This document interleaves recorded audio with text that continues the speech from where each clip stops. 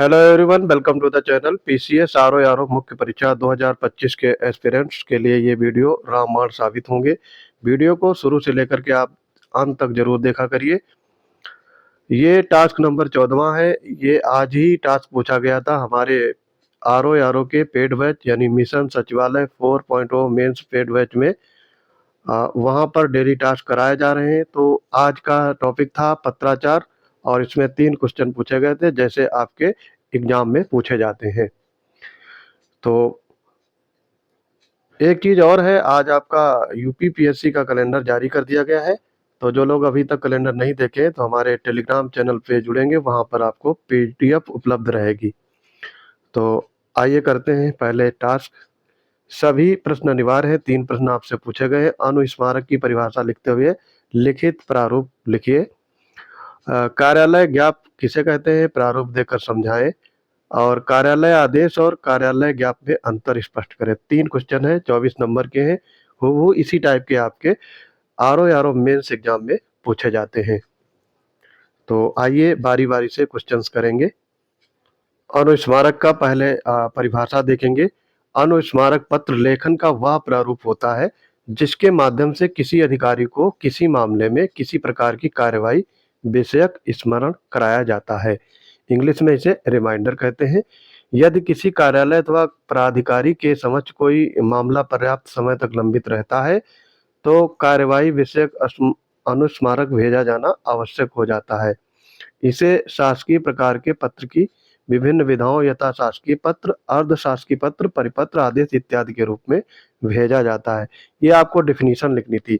अब प्रारूप देखेंगे। आपसे दूसरे उसमें पूछा गया था अनुस्मारक में आपका लिखित प्रारूप। तो यहाँ पे देखो प्रेषक है आवासा सचिव अधीनस्थ सेवा चयन आयोग उत्तर प्रदेश। और यहाँ पे ये अनुस्मारक संख्या 10 का ऑब्लिक 3/4/2018-19। और यहाँ पे सेवा में उपसचिव कार्मिक मंत्रालय अनुभाग 4 उत्तर प्रदेश शासन। अब देखो यहाँ पे फिर लिखा जाएगा परीक्षा अनुभाग 3 दिनांक 10 मई 2018 प्रयागराज। विषय क्या रहता है, क्षेत्रीय युवा विकास कल्याण अधिकारी परीक्षा 2018 के रिक्त पदों पर चयन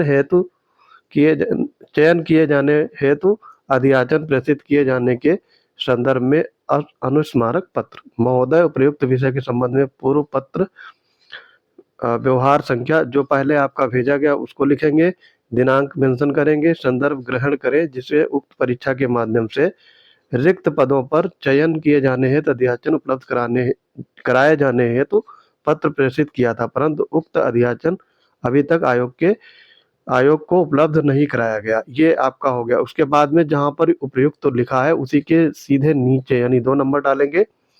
उक्त विषय में यह निर्देश हुआ है कि प्रश्नगत परीक्षा में सम्मिलित रिक्त पदों का अपेक्षित अधियाचन यथाशीघ्र उपलब्ध कराएं जिससे तत्संबंधी अग्रेतर कार्यवाही यथाशीघ्र कराई जा सके। संलग्नक यहाँ पे यथोक्त भवदी हस्ताक्षर करेंगे आवासा और सचिव। ये आपका हो गया पहले क्वेश्चन का उत्तर। यानी अगर ऐसे लिखेंगे तो आपको 8 नंबर मिल जाएंगे। अब दूसरा क्वेश्चन देखते हैं। दूसरा क्वेश्चन बढ़ने से पहले हमारे पेड बैच की जानकारी दे दें।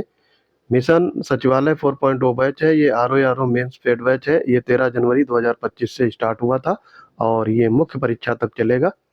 100 सीट है। इसमें लगभग 64 लोग जुड़ चुके हैं, बाकी अभी सीट वैकेंट है। तो आप भी अपना इनरोलमेंट कर सकते हैं 199 में फीस दे करके।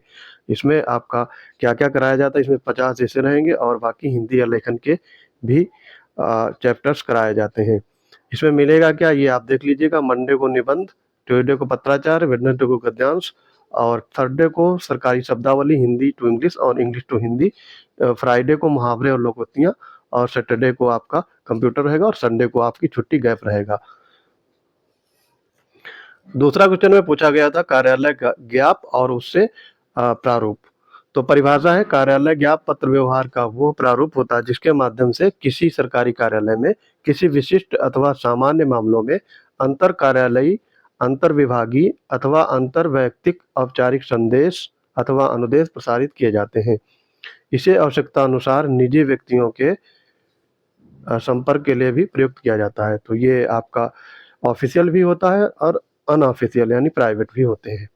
ठीक है, तो विशेषताएं नहीं लिखनी है, सीधे आपको प्रारूप इसमें बताना है। प्रारूप है ये कार्यालय ज्ञाप का। विभाग पहले लिखेंगे, फिर अनुभाग, डैश छोड़ेंगे, संख्या डैश, दिनांक और स्थान डैश डैश, कार्यालय ज्ञाप हेडिंग डालेंगे।